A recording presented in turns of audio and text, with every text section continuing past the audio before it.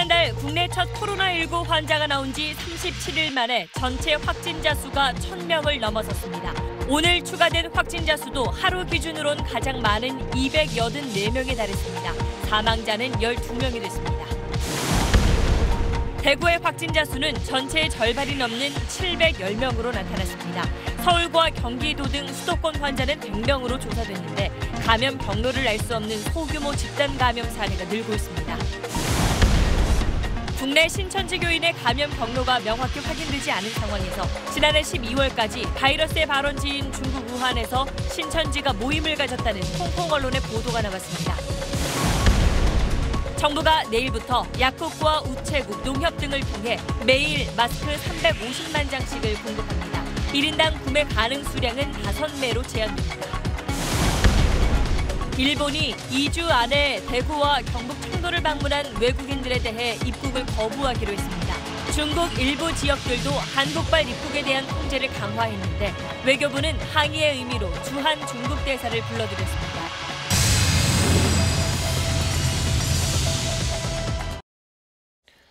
네, 8시 뉴스 시작하겠습니다. 우선 지금까지 확인된 코로나19 환자부터 말씀드리겠습니다. 오늘 하루 284명이 추가로 확진 판정을 받으면서 국내 환자는 모두 1,261명으로 늘었습니다. 숨진 사람은 1명 더 늘어서 모두 12명입니다. 먼저 남주현 기자가 오늘 나온 내용 정리해드립니다. 보건당국은 오늘 오전 169명, 오후 115명이 추가 확진돼 전체 확진자가 1,261명이라고 밝혔습니다. 하루 증가폭으로는 최대치입니다. 집단 감염이 발생한 대구 지역 확진자가 710명, 경북 317명으로 두 지역 확진자가 전체의 81%를 차지했습니다. 서울과 경기 지역 환자도 각각 49명, 51명으로 꾸준히 늘고 있습니다. 다른 시도에서도 신천지 대구교회의 신도 또는 이 신도와의 접촉자, 가족, 지인 등을 통한 소규모 유행이 발생하고 있습니다. 지난 19일 대구에서 잇따라 확진돼 각각 경북대병원과 계명대 동산병원에서 치료받았던 47살 남성 환자와 61살 여성 환자는 퇴원했습니다. 확진 7일 만입니다. 전체 퇴원 환자는 24명으로 확진자에 비하면 매우 적습니다. 사망자는 12명으로 1명 더 늘었습니다. 신천지 대구교회 교인이었던 74살 남성으로 기저질환이 있던 데다 폐렴이 악화해 집중 치료를 받다 숨을 거뒀습니다. 3차 전세기를 타고 귀국해 경기도 이천의 임시생활시설에 격리 중인 중국 우한 교민 147명은 검사 결과 모두 음성으로 확인됐습니다. 이들은 오늘 밤 격리 해제돼 내일 퇴소할 것으로 보입니다. SBS 남주현입니다. 네, 서울을 비롯한 경기와 인천에서도 계속 환자가 늘면서 이제 수도권에선 확진 판정 받은 사람이 103명이 됐습니다. 서울 강남구에서도 처음으로 환자 2명이 나왔는데 둘 다 최근 대구를 다녀왔고 그 가운데 한 명은 신천지 교회에 갔던 걸로 조사됐습니다. 배준우 기자가 수도권 상황 전해드리겠습니다. 서울 강남구의 신규 코로나19 확진자 2명은 모두 최근 대구에 다녀왔습니다.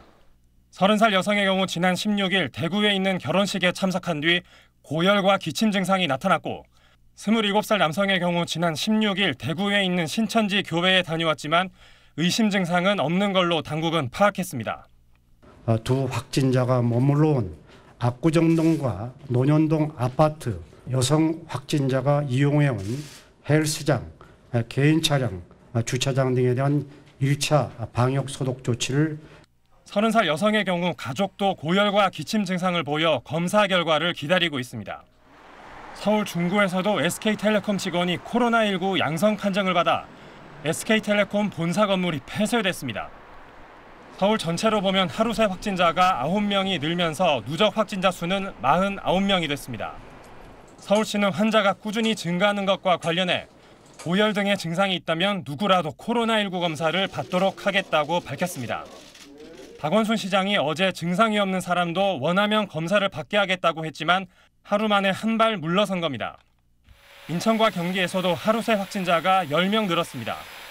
경기도 남양주에선 대구에 거주하는 70대 부부가 딸이 거주하는 남양주시를 찾았다가 확진 판정을 받았는데 보건당국은 부인이 31번 확진자와 접촉한 신천지 교인이라고 밝혔습니다.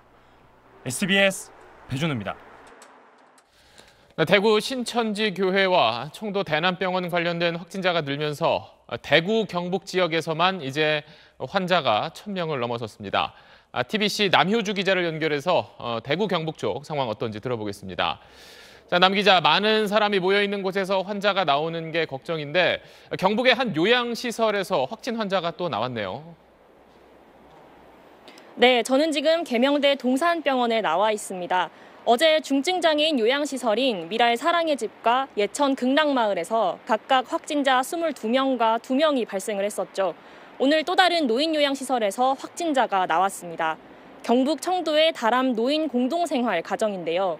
60대 요양보호사가 확진을 받았습니다. 이 확진자는 대구의 첫 확진자인 31번 환자와 신천지 대구교회에서 같이 예배를 본 것으로 파악됐습니다. 보건당국은 이들 복지시설 3곳의 감염이 모두 신천지 교인과 관련된 것으로 보고 있습니다. 자, 대구시 부시장의 비서가 확진 판정을 받았었는데 다행히 부시장은 검사 결과 음성으로 나온 거죠? 네, 그렇습니다. 어제 낮 이승호 대구 경제부시장실 소속 여직원이 확진 판정을 받았습니다. 그런데 밀접 접촉자인 이 부시장이 어제 문재인 대통령이 참석을 했던 회의에 배석을 했어서 검사 결과에 굉장히 많은 사람들이 주목을 했었는데요. 다행히 이 부시장은 오늘 음성 판정을 받았습니다. 하지만 확진자인 여직원과 함께 식사한 직원이 추가 확진자로 판명났고 직원 13명이 자가격리 조치됐습니다. 시청 별관은 폐쇄됐고 직원 690여 명은 오늘 하루 재택근무했습니다. 대구에서 첫 완치자도 나왔습니다. 신천지 교인인 47살 남성으로 지난 18일 경북대병원에서 치료를 받아왔는데요. 2번에 걸친 검사에서 음성 판정을 받아 오늘 퇴원했습니다. 대구시는 앞으로 일주일을 이번 사태의 최대 고비로 보고 시내 모든 집회를 금지하기로 했습니다. 지금까지 대구 동산병원 앞에서 TBC 남효주입니다. 네, 수도권과 대구, 경북에 이어 이번엔 부산, 경남 쪽 살펴보겠습니다. 부산의 한 요양병원에서 일하던 사회복지사가 확진 판정을 받으면서 그 병원이 통째로 격리됐었는데 경남 창원에서도 그렇게 격리된 병원이 한 곳 나왔습니다. KNN 표준규 기자가 연결돼 있습니다. 자, 표 기자, 우선 그 통째로 격리된 부산 요양병원에 있던 환자와 직원들 검사를 했는데 그 결과가 나왔습니까? 네, 저는 지금 아시아드 요양병원 앞에 나와 있습니다. 전체 304명을 검사 의뢰했는데 이 가운데 296명이 음성으로 나왔고 7명은 아직 검사가 진행되고 있습니다. 집단 감염 가능성은 낮아졌습니다만 유일하게 양성으로 나타난 한 명이 집중치료실에 근무하던 요양보호사라는 점이 걱정입니다. 이 요양보호사는 거동이 불가능해 거의 누워있는 환자들을 주로 담당해 보건당국은 여전히 긴장의 끈을 놓지 않고 있습니다. 네, 앞서 이야기한 대로 경남 창원에서도 병원 한 곳이 통째로 격리됐는데 거기 신생아실 간호사가 확진 판정을 받은 거죠? 네, 2명의 의료진 확진자가 나왔던 한마음 창원병원에서 오늘 추가로 간호사 1명이 확진 판정을 받았습니다. 지난 20일 임시 폐쇄됐다 어제 재개원했는데 하루 만에 봉쇄 조치가 내려졌습니다. 새로운 추가 확진자는 신생아실 간호사인데 이미 확진 판정을 받은 의료진의 접촉자로 자가격리 상태였습니다. 병원엔 입원 환자와 보호자, 의료진, 100여 명 등이 있는데 보건당국은 감염이 확산될 우려가 있다고 보고 병원을 통째로 봉쇄하는 코호트 격리 조치를 내렸습니다. 병원은 최대 2주간 외부인의 출입연 전면 통제되며 보건복지부 직원이 상주하면서 현장 관리를 지원하게 됩니다. 지금까지 부산 아시아드 요양병원 앞에서 KNN 표준규입니다. 네, 이렇게 하루를 기준으로는 오늘 환자가 가장 많이 늘면서 전체 환자 숫자가 1,200명을 넘어서자 정부가 앞으로 전국 어린이집에 모두 문을 닫도록 했습니다. 또 많은 사람 모이는 행사는 물론 회식이나 친목 모임도 자제해달라고 했습니다. 이 내용은 한지연 기자가 전하겠습니다. 지난 23일 전국 유치원과 초중고등학교 개학을 일주일 연기한 데 이어 내일부터 다음 달 8일까지 전국 어린이집도 휴원에 들어갑니다. 방역의 이 목적상 최대한 이동을 자제하고 특히 아동 감염을 최소화하기 위해서 아이를 돌볼 수 있는 가정의 경우에는 최대한 어린이집 이용을 당분간 자제를 해달라는 의미가. 다만 정부는 휴원 기간에도 당번 교사를 배치해 돌봄 공백은 최소화한다는 계획입니다. 긴급 보육 시 교사는 평소대로 출근하고 내부 시설을 소독하는 등 감염 예방 조치도 해야 합니다. 근로자인 보호자는 가족 돌봄 휴가 제도와 육아기 근로 단축 제도를 이용할 수 있습니다. 코로나19가 확산하면서 전국 어린이집의 75%는 이미 휴원 중인 상태입니다. 정부는 또 사람이 많이 모이는 일회성 행사를 연기하거나 취소하라고 권고했습니다. 협소하고 밀폐된 공간에서 다수가 밀집하는 행사, 취약계층을 주요 대상으로 하는 행사 등은 연기나 취소를 권고합니다. 1,000명 이상이 참여하는 행사는 지자체에 보고해야 하는데 지자체는 방역적인 위험성이 크다고 판단하면 행사의 금지도 요구할 수 있습니다. 정부는 또 친목을 목적으로 하는 모임이나 회식, 여행도 자제하고 고령자나 임산부 등은 극장 같은 다중이용 시설 출입을 삼가달라고 권고했습니다. 이런 가운데 한국천주교회는 국내 천주교 역사상 처음으로 전국의 교구에서 신자들이 참석하는 모든 미사를 중단하기로 했습니다. SBS 한지연입니다. 네, 이번에는 신천지 교회를 짚어보겠습니다. 보건당국은 지금까지 확인된 전체 환자의 절반 정도가 신천지 교회와 관련이 있다고 했습니다. 그래서 정부가 신천지 측으로부터 21만 명 명단을 받아서 모두 확인하기로 했는데 그 명단에 빠져 있는 사람들은 어떻게 할 건지, 또 넘겨받은 그 21만 명은 어떻게 조사하고 또 관리할 건지 임태우 기자가 짚어봤습니다. 신천지 예수교회 전성도 24만 5천 명에게 외부 활동을 자제할 것을 공지하였습니다. 지난 23일 신천지 측은 교인 수를 24만 5천 명이라고 밝혔습니다. 하지만 정부가 신천지로부터 건네받은 명단은 21만 2천여 명, 3만 명 이상 차이가 납니다. 신천지 측은 국내 방역이나 조사에 필요하지 않은 해외 교인들을 뺐다고 설명했습니다. 하지만 예비 교인격인 이른바 교육생들은 숫자도 명단도 공개하지 않았습니다. 이들 교육생들이 교인들과 밀접 접촉했을 가능성이 큰데 개인정보 보호를 이유로 공개하지 않은 겁니다. 일반 교육생은 우리 교인이 아니기 때문에 우리 성도가 아니잖아요. 명단에 오른 신천지 교인 관리도 문제입니다. 상대적으로 빨리 비상 대응에 나선 대구시는 8천여 명의 명단을 확보하고 31번 환자 밀접 접촉자 등 2천여 명에 대한 검사를 마쳤다고 설명했습니다. 또 경찰력을 투입해 자가격리 교인들의 무단 이탈 여부를 감시하겠다고 밝혔습니다. 하지만 적게는 수천에서 많게는 수만 명의 명단을 전달받는 나머지 지자체들은 2주 안에 전수조사를 마친다는 목표만 있을 뿐 조사를 어떻게 하고 자가격리를 어떻게 관리할지 구체적인 기준을 마련하지 못한 상태입니다. SBS 임태우입니다. 자, 모두의 건강과 안전을 위해서 지금은 모든 걸 투명하게 밝히는 게 중요합니다. 그런데 확진 판정을 받고도 자신이 신천지 교회에 다닌다는 걸 가족에게까지 숨기는 사례가 있었습니다. 그래서 그 가족이 격리 대상에서 빠지기도 했는데 자세한 내용은 TBC 이종훈 기자가 전하겠습니다. 코로나19 확진 판정을 받은 신천지 대구교회 신도가 팀장이라는 신도에게 SNS로 보낸 메시지입니다. 확진 판정을 받았다는 말에 부모님이 신천지 신도가 아닌지 의심한다고 하자 아니라며 둘러대라고 대답합니다. 확진자도 병이 무서운 게 아니라 노출이 더 무섭다고 답해 충격을 줍니다. 확진자의 부모는 할 말을 잃었습니다. 어제 알았다고. 지금 이 사건이 없어서 영원히 몰랐을지도 모르는 것 같아. 그게 이제 괘씸한 거야, 한 집에 살면서. 대구시가 신천지 대구 신도 8천여 명을 자가격리시키고 검사에 나섰지만 함께 사는 가족들에 대한 대책은 없어 방역에 구멍이 생길 수 있습니다.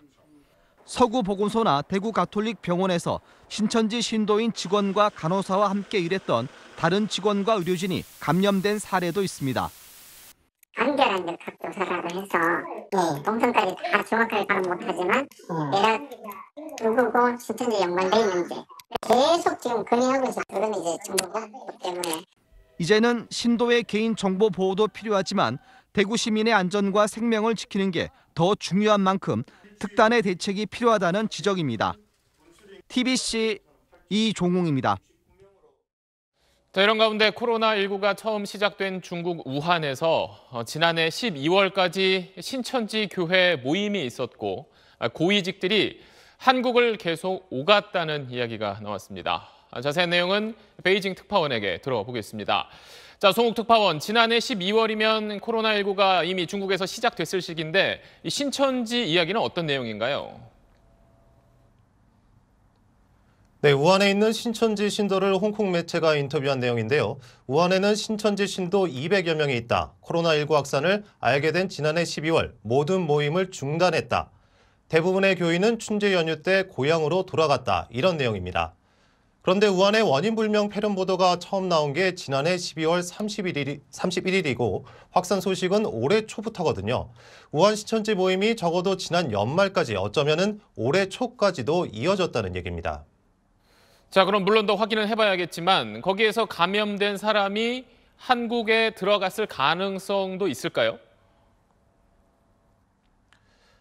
네, 인터뷰한 신도는 발병 이후에 한국으로 간 사람이 있느냐는 질문엔 답을 피했습니다. 제가 중국 내 신천지를 연구해온 중국 기독교 단체 관계자를 취재했는데요. 이 관계자는요, 중국 신천지 신도 가운데 간부, 고위직은 회의 참석 등을 위해 한국을 계속 왕래하고 있다. 또 중국 내 신도는 2만 명을 훨씬 넘고 우한은 200~300명으로 추정하고 있다. 이렇게 전했습니다. 그런데 신천지 교회 쪽에서는 중국 우한에는 신천지 교회가 없다. 이렇게 밝히지 않았습니까? 네, 2018년 공안 단속 이후에 교회는 없이 신도만 남아있다. 이렇게 말했었죠. 그런데 한국의 종말론 사무소가 이에 의혹을 제기하면서요. 이달 초 신천지에 설교를 하면서 녹취를 공개했는데 직접 들어보시죠. 중국 지금 보니까 700명이 넘게 죽었잖아요. 확진자가 3만 명이 넘잖아요. 바람들이 우리 치료해 주는 곳이라니까. 우리 성도는 한 명도 안 걸렸어.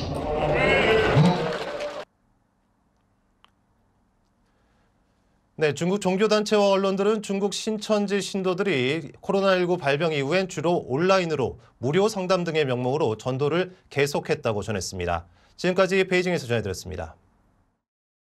자, 지난달 20일 국내에서 첫 감염자가 나온 뒤 그 이후 열흘 동안 나온 환자들은 모두 중국에 다녀왔었던 사람들입니다. 그러다가 싱가포르나 일본처럼 다른 나라를 갔던 사람들 가운데서 환자가 나오기 시작한 게 바로 이번 달 1일인데 중국 후베이성에 갔던 외국인을 맞기 시작한 건 그로부터 며칠이 더 지난 이번 달 4일부터였습니다.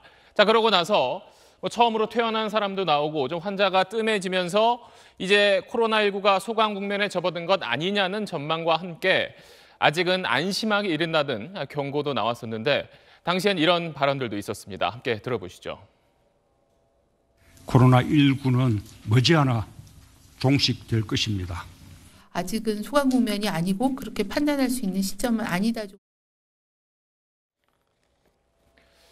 자, 이러다가 상황이 달라진 건 어디서 감염된 건지 알 수 없는 환자가 나오면서부터였습니다. 그리고 지난주부터 대구 신천지교회, 경북청도 대남병원을 중심으로 환자 수가 확 늘어나면서 오늘 전체 환자 수가 1,200명을 넘어섰습니다.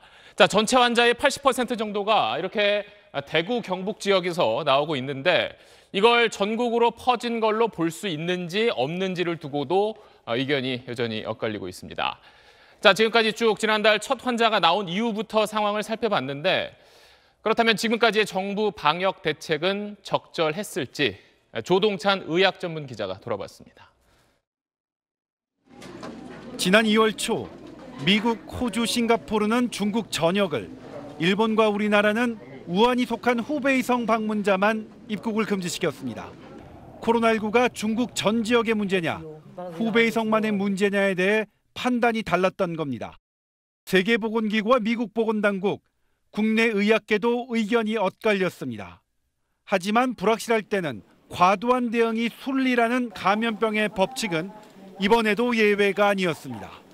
아직까지 환자가 100명 이내인 미국, 호주, 싱가포르와 명함은 분명하게 갈리고 있습니다. 환자가 닷새째 발생하지 않자 성급하게 나온 소강 상태, 머지않아 종식이란 표현은 의학적으로 무리한 기대였습니다. 교류가 많은 일본, 싱가포르, 태국 등에서 환자가 계속 증가하고 있었고 바이러스의 잠복기를 고려하면 유행 초기 일시적으로 환자 발생이 감소할 수 있기 때문입니다. 이 시점에서 마스크 없이 다중시설을 이용하거나 모임 참석을 권유했던 분위기는 이번 사태의 가장 뼈아픈 실책으로 기록될 것으로 보입니다. 감염병의 가장 큰 적은 낙관론입니다. 대구 경북 지역만의 확산이라는 보건당국의 현재 판단도 보다 엄중한 상황 판단으로 재검토할 필요가 있습니다. SBS 조동찬입니다.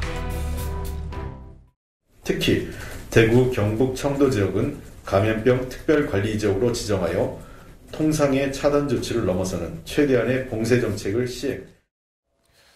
네, 이 봉쇄라는 말로 무리를 빚었던 민주당 홍익표 수석 대변인이 오늘 대변인 자리에서 물러났습니다. 그런데 같은 당의 이재정 대변인은 이런 봉쇄라는 표현이 전혀 없었다면서 언론이 잘못 쓴 거라고 주장했던 걸로 드러났습니다. 윤나라 기자가 취재했습니다. 민주당 홍익표 수석 대변인은 대구와 경북 주민에게 상처를 드린 데 사과한다며 무리를 빚은 지 하루 만에 대변인직에서 물러났습니다. 민주당만 빼고 칼럼을 쓴 임미리 교수를 선거법 위반 혐의가 있다며 민주당이 고발할 때 이를 주도한 당직자도 바로 홍 대변인입니다. 지난해 2월 국회 토론회에선 지난 정권에서 반공교육으로 아이들에게 적대감을 심어줘 20대가 가장 보수적이라는 취지로 말해 구설에 오르기도 했습니다. 문제의 봉쇄 발언은 거짓 해명 논란도 나왔습니다. 민주당 의원 전체가 참여하는 SNS 단체 대화방에서 어제 김영건 의원이 봉쇄라는 표현은 거부감을 준다고 지적하자 이재정 대변인은 그런 표현은 전혀 없음에도 언론에서 잘못 쓴 표현이라고 사실과 다른 해명을 한 겁니다. 이 대변인은 오늘 또 납득하기 어려운 해명을 내놨습니다. 봉쇄라는 단어를 사용한 적이 없다. 아니 그런 취지는 아니었어요. 그런 오해가 있게처럼 이제 된 건 사실이지만 그 말을 붙여서 썼던 게 아닌데 어쨌든 오해가 있을 수 있어서 여러 번 설명을 드렸다 이런 취지의 얘기였어요. 대국민 메시지를 어느 때보다 신중하게 내놔야 할 시기에 집권 여당의 입들이 잇따라 구설에 오르면서 민주당은 곤혹스러운 표정입니다. SBS 윤나라입니다. 자, 어제 이 봉쇄 발언에 이어서 오늘은 복지부 장관이 한 말을 두고도 거센 논란이 일었습니다. 이렇게 코로나19로 환자가 늘어난 가장 큰 원인이 중국에서 들어온 한국인이라고 말한 겁니다. 자세한 내용은 정유식 기자가 전하겠습니다. 오늘 국회에 출석한 박능우 복지부 장관에게 야당 의원들이 중국발 외국인 입국 금지를 안취해 코로나19 사태가 커졌다고 추궁합니다. 박 장관의 답변은 이겁니다. 가장 큰 원인은 중국에서 들어오는 우리 한국인이었습니다. 야당 의원들이 고성으로 항의했지만 박 장관은 확신에 찬 말투로 이 발언을 2번 더 했습니다. 애초부터 들어오면서는 우리 한국인이라는 뜻입니다. 중국에서 들어오는 우리 한국인. 열도 없고 기치도 없는 우리 한국인들이 중국에 갔다 들어오면서 감염을 가져오는 것입니다. 지역사회 감염이 본격화하기 전인 31번 확진자 이전 사례들을 보면 방한한 중국인보다는 한국인이 감염원인 경우가 더 많았다는 게 발언 취지라고 박 장관은 덧붙였습니다. 통합당은 물론 정의당까지 감염 피해자인 자국민에게 책임을 돌리는 경솔한 발언이라고 꼬집었습니다. 확진자가 1000명을 넘어섰는데 초기 30명의 확진 상황만을 갖고 사태 원인을 언급한 건 부적절했다는 비판입니다. 박 장관은 중국인 입국 금지를 건의하는 대한의사협회와 관련해선 이런 말을 하기도 했습니다. 감염학회가 훨씬 더 권위가 있고 감염학회에서도 중국 전역에 대한 입국 금지는 그다지 추천하지 않았습니다. 감염학회는 지난 2일 위험 지역에서 오는 입국자들의 제한이 필요하다는 대정부 권고안을 발표했습니다. 박 장관은 이 발표가 중국인 전면 입국 금지를 권고한 건 아니라고 보는 건데 이 역시 또 다른 논란입니다. SBS 정윤식입니다. 네, 확진자 수가 매일 크게 늘고 불안감이 가라앉지 않으면서 마스크 어떻게 구해야 할지, 생필품 얼마나 사놔야 할지 고민하는 분들이 많습니다.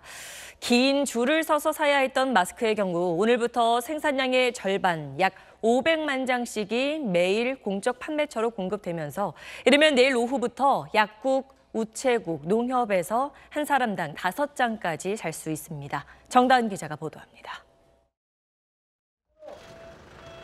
대구와 경북 지역에 공급될 마스크가 화물 차량에 빼곡히 실렸습니다. 오늘 생산된 마스크 중 100만 장이 대구 경북 지역에 특별 공급됐습니다.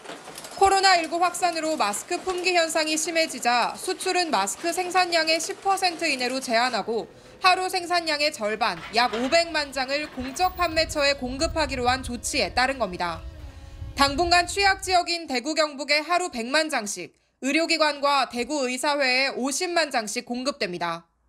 나머지 350만 장은 일반 소비자들이 접할 수 있는 약국과 우체국, 농협 등에 공급됩니다. 240만 장은 전국 약국에 100장씩 공급하고 110만 장은 읍 면지역 우체국과 수도권 외 지역 농협에 우선 공급하기로 했습니다. 이르면 내일 오후, 늦어도 모레부턴 일반 소비자도 이런 공적 판매처에서 마스크를 살 수 있는데 한 사람당 최대 5장으로 제한됩니다. 그 물량은 우선순위를 특별재난지역이라든지 의료적으로 필요한 곳, 그다음에 취약계층, 취약사업장에 우선적으로 배분을 할 계획이고요. 정부는 마스크 가격을 배송비 등을 합쳐 합리적인 수준으로 권고하고 이를 지키지 않는 판매처에는 공급을 중단하기로 했습니다. 일단 편의점은 공적 판매처에서 제외됐는데 향후 포함 여부를 논의할 계획입니다. SBS 정다은입니다.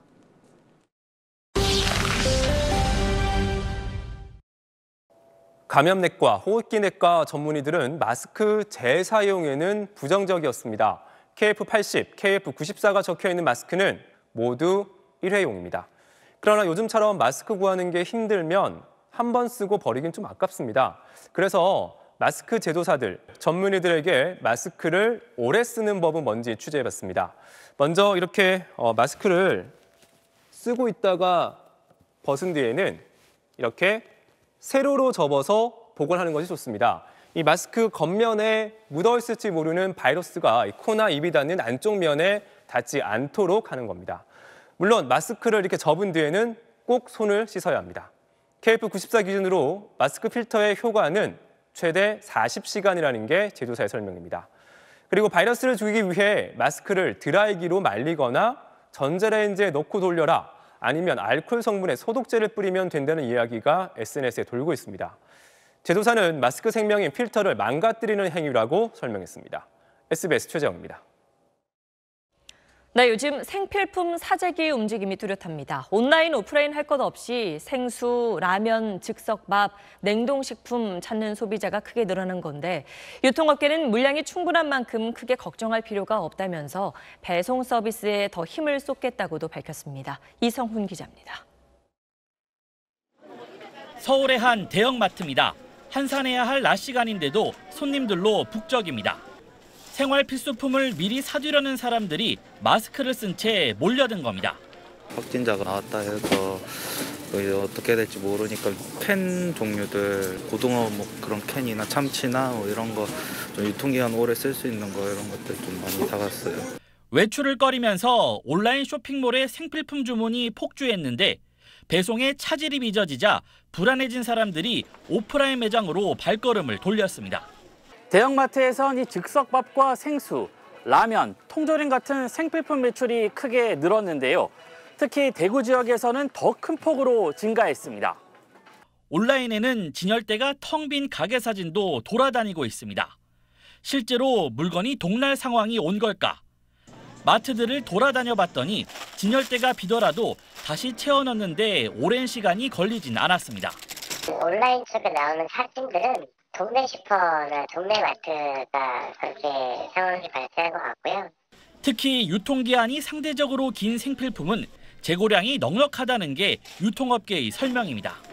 그 생수 쪽하고 라면 쪽이 좀 많이 고객님들이 많이 찾으시는데 지금 저희가 재고를 충분하게 가지고 있으니까 걱정하지 않으셔도 될 것 같습니다. 불안 심리를 부추길 수 있는 성급한 사재기 대신 필요한 만큼 구매하는 성숙한 소비가 필요해 보입니다. SBS 이성훈입니다. 자, 국내 환자 숫자가 늘면서 한국에서 온 사람들을 막는 나라들이 늘고 있는데 지금부터는 그 내용 짚어보겠습니다. 우선 일본 정부가 최근 대구와 경북 청도에 머물렀던 외국인은 앞으로 입국을 금지한다고 밝혔습니다. 이 내용 도쿄 유성재 특파원이 전해왔습니다. 일본 정부가 중국 후베이성과 저장성 지역에 이어 대구광역시와 경북 청도군을 입국 금지 지역으로 분류했습니다.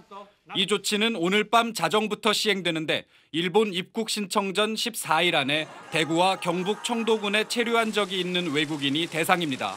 한국의 대구, 고이치시, および慶尚北道チョンド郡に滞在歴のある外国人については入国拒否の措置を講ずることといたします。 이번 조치는 일본 내에서 지역 감염 추세가 계속되고 크루즈선 하선자 중 확진자가 속출하는 상황에서 코로나19 바이러스의 일본 내 확산을 최대한 막아보려는 의도로 해석됩니다. 그러나 이미 실패한 이른바 미즈기와 즉 유입 차단 정책에 매달리기보단 신속한 감염 검사를 통해 추가 확산을 막아야 한다는 지적이 나옵니다. 실제로 후생노동성은 이번 주까지 하루 감염 검사량을 3,800건까지 늘리겠다고 장담했지만 최근 일본 내 검사량은 많아야 하루 1,500건에 그치고 있습니다. 加えて自分のもうキャパがもうそろそろなくなるから少し抑えていこうという思いがあるんではないか. 여기에 일선병원이 감염 검사를 의뢰해도 보건소 등 정부기관이 일손이 달린다며 거부하는 사례도 속출하고 있습니다. 올림픽을 앞둔 일본 정부가 확진자 수를 되도록 축소하려는 것 아니냐는 의혹까지 제기되면서 일본 국민들의 불안은 갈수록 커지고 있습니다. 도쿄에서 SBS 유성재입니다. 중국에서도 한국에서 오는 사람들을 통제하는 지역이 점점 더 늘어나고 있습니다. 이걸 두고 중국 안에서도 지나치다는 비판이 일자 중국 관영 매체가 방어에 나섰습니다. 계속해서 정성엽 특파원입니다. 산둥성 웨이아이 공항에서 바로 격리된 한국인은 오늘 30명 더 늘었습니다. 먼저 격리된 사람들은 코로나19 진단 검사를 시작했고 음성 판정 시 격리를 해제할 예정입니다. 저는 이제 검사가 끝나고 음성으로 나왔는데 검사가 다 끝나면 이제 전체적으로 결과를 보고 집에 보낸다 그러고요. 산시성 시안시, 후난성 창사시도 한국발 승객을 지정 장소에 격리하기로 했고 한국과 왕래가 많은 동북 3성을 포함해 자가격리를 의무화한 지역도 계속 늘어나고 있습니다. 상하이시 관계자는 한인촌을 직접 방문해 14일간 자가격리를 요구하기도 했습니다. 출장 오시는 목적을 달성할 수가 없기 때문에 출장을 안 오시기를 강력하게 좀 권유드리고 싶고요. 자가격리를 철저히 하라며 현관문을 봉인한 사진이 돌고 있고 한국인 거주 아파트에 감시자를 배치한 지역도 생겼습니다. SNS상에선 코로나19 초기에 도움을 준 한국의 지나친 처사라는 비판이 제기됐지만 한 관영 매체는 배은망덕한 행위가 아니라고 선을 그었습니다.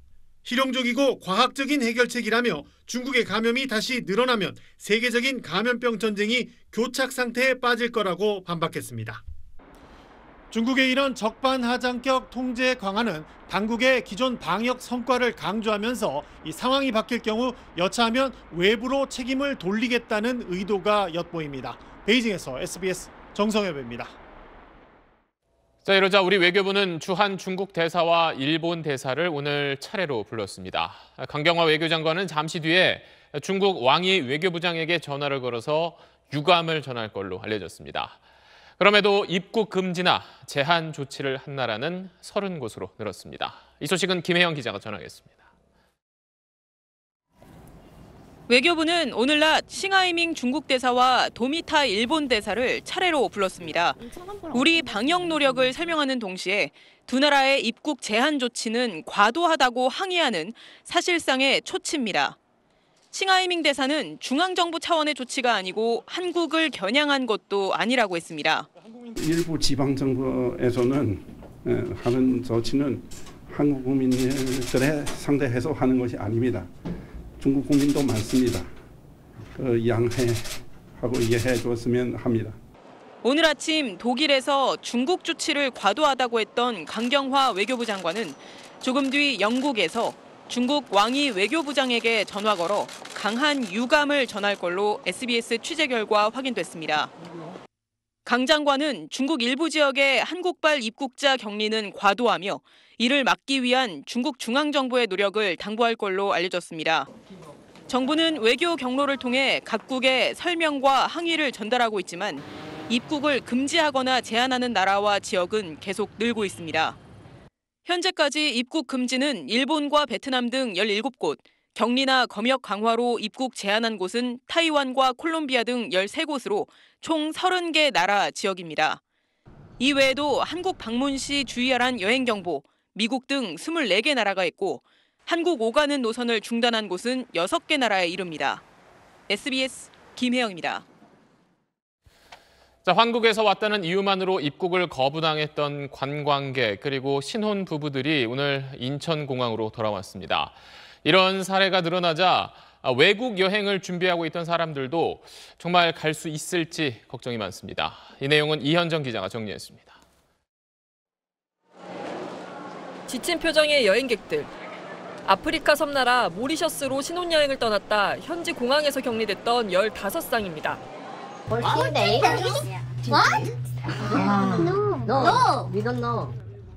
한국인 일행 중 일부가 발열 증상이 있다는 이유로 입국이 보류되면서 악몽 같은 이틀간의 격리가 시작됐습니다.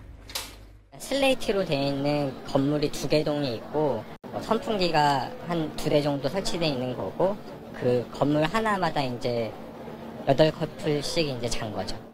철조망으로 되어 있는 곳이어가지고 그 앞에 바다가 보여요. 진짜 그게 그림이 떡이더라고요. 근데 다들 신혼부부들이어가지고 사실 많이 속상해하셨어요. 아무 증상이 없는데도 대구에서 왔다는 이유로 격리됐던 베트남 다낭 여행객 24명도 출국 이틀 만에 되돌아왔습니다. 처음엔 베트남 당국이 호텔 격리를 제한했지만 호텔 2곳이 거부하는 바람에 병원에 머물러야 했습니다. 열악한 환경 속에 전후 이제 출입문이 완전히 봉쇄된 곳에서 하루를 잤어요. 예기치 못한 한국인 입국 거부 사례가 잇따르면서 해외 여행객들은 조마조마합니다.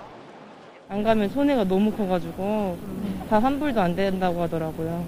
150 들었는데 한 100만 원 정도 손해보는데 격리당할 수도 있고 잘 모르겠어요. 아직도 좀 불안해요. 여행사들도 속수무책인 상황. 계속하고 있죠. 현지랑도 계속 하고 이게 뭐 어떻게 변할지 모르니까. 국내 코로나19 확산세가 꺾일 때까진 한국인 입국을 거부하거나 통제하는 국가가 늘어날 가능성이 커 여행업계 전반이 혼돈에 빠지는 양상입니다. SBS 이현정입니다. 네, 사람들의 불안과 두려움을 조장하는 확인되지 않은 내용 검증하는 순서 이어갑니다. 오늘 SNS에선 국내에서 병상 수가 가장 많은 서울 아산병원이 대구 경북에 사는 환자들 출입을 막고 있다는 내용이 돌았습니다. 이경원 기자가 사실은 코너에서 확인했습니다.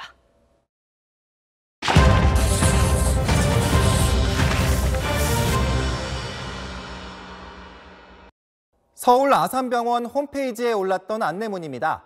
병원 출입과 진료 제한 대상을 나열하고 있는데 대구, 경북 거주자 또는 방문자가 포함되어 있습니다. 코로나19 확진자는 대구, 경북 인구 10,000명에 1명꼴인데 너무 가혹한 것 아니냐, 봉쇄 아니냐 논란이 일었습니다. 아산병원에 확인해 보니까 이런 안내문을 올린 건 맞다고 합니다. 병원 측 설명은 이렇습니다. 대구, 경북 거주자 또는 방문자한테는 웬만해선 예약을 미루게 한다. 급한 경우 선별진료소에 들려서 코로나19 증세 있는지 확인하도록 안내하고 있다. 이 과정에서 출입이 제한될 수 있는데 구체적 설명이 빠져 오해가 생긴 것 같다고 말했습니다. 다른 큰 병원들도 다르지 않다고 했는데 5대 병원 역시 대구 경북 환자는 진료를 미루게 한다든가 선별진료소 먼저 들르게 하는 등 비슷하게 조치했습니다. 대구 경북 거주자 출입 제한은 사실이 아니었지만 요즘같이 불안이 커지는 상황에서 아산병원이 구체적 설명 없이 안내해 오해를 키웠다는 비판 피할 수 없을 것 같습니다. 이후 아산병원은 안내문을 수정했습니다. 오늘 서울 강남구 확진자 1명이 사람을 많이 접촉한 벤츠 노년 서비스 센터 직원이라는 보도가 있었는데 사실이 아니었습니다. 이 환자는 이 매장과 관계가 없었습니다. 대구에서 논현동 누나 집을 찾았다가 확진 판정을 받은 경우인데 대학을 다니는 신천지 교인이었습니다. SBS 이경원입니다. 코로나19 확산세 속에 우리나라에 들어오는 중국인 유학생 관리가 걱정이라고 여러 번 전해드렸는데요.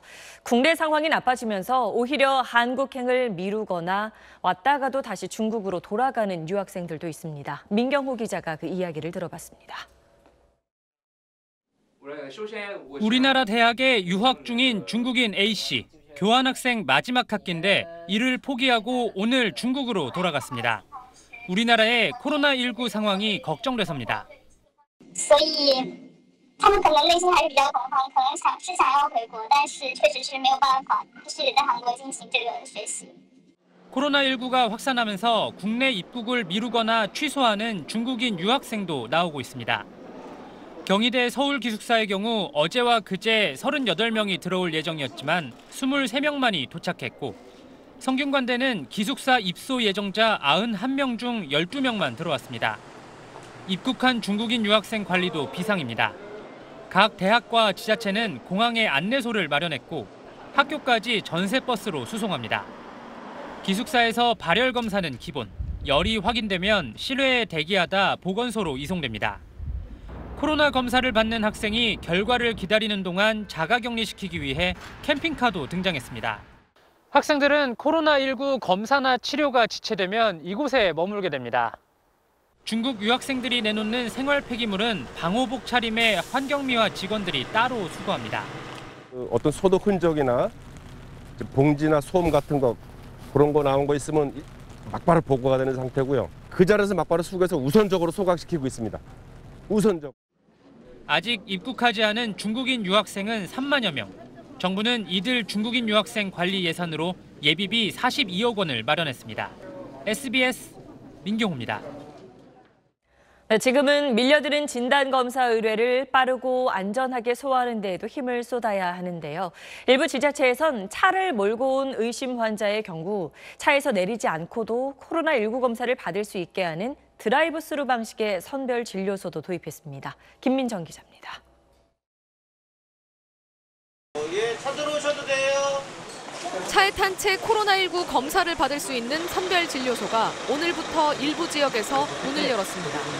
방호복을 입은 의료진이 바깥에서 문진하고 검체 채취까지 하는 드라이브스루 방식인데 1시간도 더 걸리던 1인당 검체 채취 시간을 15분 정도까지 단축할 수 있습니다. 검사자의 차량이 떠나면 곧바로 주변을 소독하고 다음 검사자를 받을 수 있기 때문입니다. 중증 환자에게 필수적인 음압병상 확보도 다급한 과제입니다. 오늘은 대구, 경북, 부산, 강원 지역은 물론 서울의 국가지정 입원치료 병상까지 모두 가득 찼습니다. 지역의 공공병원과 민간 종합병원, 음압병실을 사용할 수 있지만 기존 입원 환자들이 있어 쉬운 일이 아닙니다. 당국은 음압병상 부족에 대비해 일반 격리병실을 최대한 확보한다는 계획입니다. 또 코로나19 환자와의 접촉을 우려해 만성 질환자들이 병원에 가는 걸 꺼리는 현상을 막기 위해 호흡기 환자들의 동선을 따로 구분한 안심병원의 수를 전국의 91곳까지 늘렸습니다. 호흡기 증상이 있는 그런 환자들도 분리해서 진료할 수 있는 공간을 병원 외부에 마련을 했습니다. 안심병원 명단은 보건복지부와 병원협회 홈페이지 등에서 확인할 수 있습니다. SBS 김민정입니다. 환자가 급증한 대구에는 나흘 전부터 공중보건의와 군 의료 인력을 포함한 270명 정도가 긴급 파견됐습니다. 확산을 막기 위한 총력전을 벌이고 있는데요. 자원해서 대구로 달려간 뒤 현장 역학조사 업무를 맡고 있는 한 의료진의 얘기를 들어봤습니다. 김영래 기자입니다.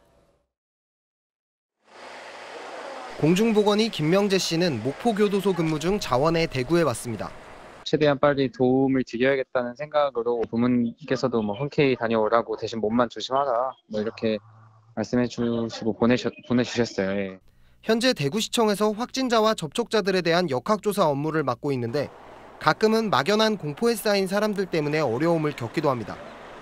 방호복을 입고 돌아다니면 그게 더 위험하지 않냐는 식으로 민원이 들어와가지고 역학조사의 경우 무엇보다 환자들의 솔직한 답변이 중요하다고 강조합니다. 내가 퍼뜨린 거 아니고 다 나도 어디서 걸려온 거다. 자꾸 이런 식으로 좀 회피식으로 말씀을 하셔가지고 오히려 좀 정확한 조사가 잘 안 되는 측면도 있어요. 자가격리 수칙을 철저하게 지키는 것도 중요합니다. 계속 물어봐요. 뭐 좀 사갖고 와도 되냐. 그러시면 안 되는 게 좋겠다고 말씀을 드리거든요. 의료진조차도 보호 장비가 빠듯한 상황이다 보니 정부의 체계적인 지원도 절실합니다. 저희가 쓰는 N95 마스크라고 있어요. 그런 게 조금 부족한 구도 있어가지고 즉각 요구를 하고 있는 상황입니다. 위험이 있는 현장에 자원에 달려간 의료진들에겐 시민들의 자발적인 협조와 응원이 힘이 됩니다. 환자들을 위해서 최선을 다하고 있으니 너무 걱정만 하시지 마시고 좀 믿어주시고 좀 많이 도와달라고요. SBS 김영래입니다. 네, 코로나19로 직장인들의 근무 풍경도 많이 바뀌었습니다. 회사에 출근하는 대신 재택근무를 하게 하는 기업들이 늘고 있는 건데 하지만 중소기업 직장인들에겐 남의 얘기입니다. 노동규 기자가 전해드립니다. IT 기업에 다니는 윤승재 씨는 오늘 회사 대신 방으로 출근했습니다. 안녕하세요. 다들 굿모닝. SNS로 동료들과 소통하며 필요할 땐 화상 통화를 합니다. 동료들 모두가 한층 좀 더 안심하고 그룹콜이라든지 페이스톡이라든지 라이브톡 이런 다양한 업무 툴들이 준비가 돼 있어서 큰 불편함은 없을 것 같습니다. 코로나 공포에 기업들이 속속 재택근무를 선언하고 있습니다. 여기에 발맞춰 대한상공회의소는 18만 회원사를 상대로 자율시행을 요청했습니다. 확진자가 나오면 사업장이나 공장을 닫는 치명적 상황을 맞을 수 있기 때문입니다. 하지만 상당수 중소업체들의 사정은 다릅니다. 이곳은 과거 산업단지로 유명한 가산 디지털 단지입니다. 아파트형 공장이 즐비해 중소기업들이 많이 입주한 곳인데 제가 이곳 직장인들에게 물어보니 재택근무를 하고 싶어도 하지 못하는 경우가 적지 않았습니다. 하는 게 맞다고 봐요. 지금 현 상황에서는. 사람이 적으니까 저희 회사 분위기상으로는 그런 얘기는 나올 것 같지 않아서. 특히 영세 제조업체들은 방역에 신경이 쓰이지만 납기 맞추는 데 여념이 없습니다. 납기를 맞춰줘야 이제 그쪽 업체에서 이제 소금도 들어오고 하다 보니까 조금 위험한 상황인데도 이제 나와서 일을 해야 될 수밖에 없는 상황이죠. 불안한 경기 전망 속에 근무 단축과 재택근무로 위험을 최소화하려는 기업들이지만 양극화한 근무 환경 격차도 선명했습니다. SBS 노동규입니다. 오늘 군에서도 코로나19 확진자가 2명 추가됐습니다. 대구 공군부대 부사관들로 각각 부대 밖에서 확진자와 접촉한 뒤 감염된 것으로 추정됩니다. 이로써 군 내 확진자는 모두 20명으로 늘었습니다. 주한미군에서도 병사 1명이 처음으로 확진 판정을 받았는데 주한미군은 경북 칠곡에 있는 캠프 캐럴의 23살 병사가 확진 판정을 받고 자가격리 중이라고 밝혔습니다.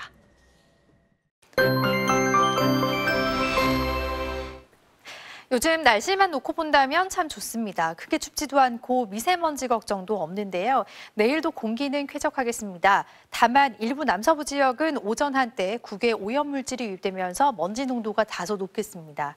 오늘도 강원 산간 지역은 대설특보가 내려진 가운데 많은 눈이 내렸습니다. 밤사이 대설특보는 조금 더 확대될 가능성이 있겠는데요. 내일 아침까지 강원 산간 지역을 중심으로 5에서 20cm 안팎의 많은 눈이 더 내리겠습니다. 동해안을 제외한 전국의 하늘은 오늘보다 더 맑아지겠습니다. 내일 서울의 한낮 기온은 10도 안팎으로 오늘과 비슷하겠습니다.